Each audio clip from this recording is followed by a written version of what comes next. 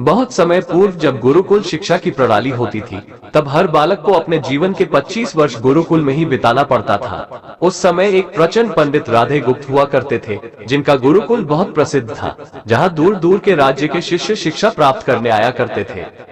बात उन दिनों की है जब राधे गुप्त की उम्र ढलने लगी थी और उसकी पत्नी का देहांत हो चुका था। घर में विवाह योग्य एक कन्या थी। राधे गुप्त को हर समय उसकी चिंता सताती रहती थी। वो उसका विवाह एक योग्य व्यक्ति से करना चाहते थे, जिसके पास संपत्ति भले ना हो पर वो कर्मठ हो, जो किन्हीं भी परिस्थिति में उसकी बेटी को खुश रखे और उचित समय पर उचित निर्णय ले सके। एक दिन उनके मस्तिष्क में एक ख्याल आया और उन्होंने इस परेशानी का हल सोचा कि क्यों ना वो अपने खुद के शिष्यों में से ही योग्य वर की तलाश करें। उनसे बेहतर उनकी बेटी के लिए और क्या हो सकता है। इस कार्य के लिए उन्होंने बुद्धिमान की परीक्षा लेने का निर्णय लिया और सभी शिष्यों को एकत्र किया।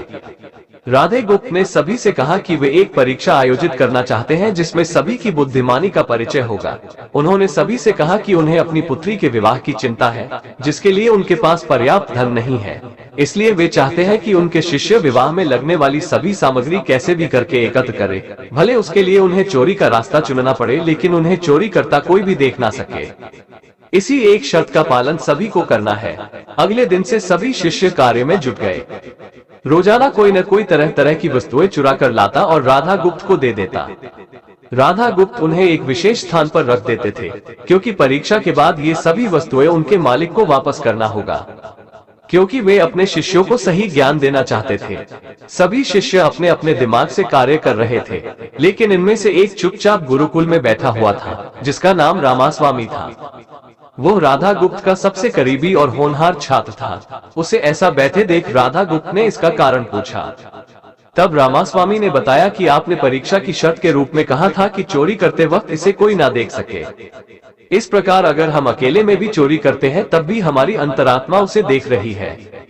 हम खुद से उसे नहीं छिपा सकते। इसका अर्थ यही है कि चोरी करना व्यर्थ है। उसकी यह बात सुन राधा गुप्त के चेहरे पर खुशी छा जाती है। वे उसी वक्त सभी को एकत्र करते हैं और पूछते हैं कि आप सबने जो चोरी की, क्या उसे किसी ने देखा? सभी कहते हैं नहीं। तब राधा गुप्त कहते हैं कि क्या आप अपने अंतर्मन से भी इस चोरी को छिपा सके? सभी को बात समझ आ जाती है और सबका सिर नीचे झुक जाता है, सिवाय रामास्वामी के। राधा गुप्त रामास्वामी को बुद्धिमानी की परीक्षा में अव्वल पाते हैं और सभी के सामने कहते हैं कि यह परीक्षा मेरी पुत्री के लिए उचित वर तलाशने के लिए रखी गई थी। इस प्रकार मैं रामास्वामी का विवाह अपनी पुत्री के साथ तय करता हूँ। सभी खुशी से झूम उठते हैं। साथ ही चुराई हुई हर एक वस्तु को उसके मालिक को सौंप विनम्रता से सभी से क्षमा मांगते हैं। बुद्धिमानी की परीक्षा से यही शिक्षा मिलती है कि कोई भी कार्य अंतर्मन से छिपा नहीं रहता और अंतर्मन ही मनुष्य को सही राह दिखाता है। इसलिए मनुष्य को किसी भी कार्य के सही गलत के लिए अपने मन को टटोलना सबसे जरूरी है। आज मनुष्य ने अंतरात्मा की आवाज सुनना बंद कर दिया है, इसलिए ही वो गलत रास्ते पर जा रहा है। हमारी अंतरात्मा कभी हमें गलत राह नहीं दिखाती। ये जरूर है कि मन की आवाज हमें वो करने की सलाह देती है जिसे दिमाग कभी स्वीकार नहीं करता, क्योंकि दिमाग सदैव स्वहित में कार्य करता है और मन हमें सही और गलत का परिचय करवाता है। यह सही गलत का परिचय ही हमें सदैव बुराई से दूर रखता है। किसी भी कार्य के पहले हमें मन की आवाज जरूर सुनना चाहिए। इस परीक्षा के जरिए राधा गुप्त ने अपनी पुत्री के लिए एक उचित वर भी तलाश लिया और शिष्यों को जीवन का अमूल्य ज्ञान भी दिया। आज के वक्त में कोई भी शिक्षक एवं शिक्षण पद्धति मनुष्य को धन कमाने तक का ही ज्ञान देते हैं। एक बालक का सर्वांगीण विकास कहीं न कहीं लुप्त हो चुका है। आज का मनुष्य केवल बड़े होकर एक धनवान व्यक्ति बनने का ही ज्ञान विद्यालयों में लेता है।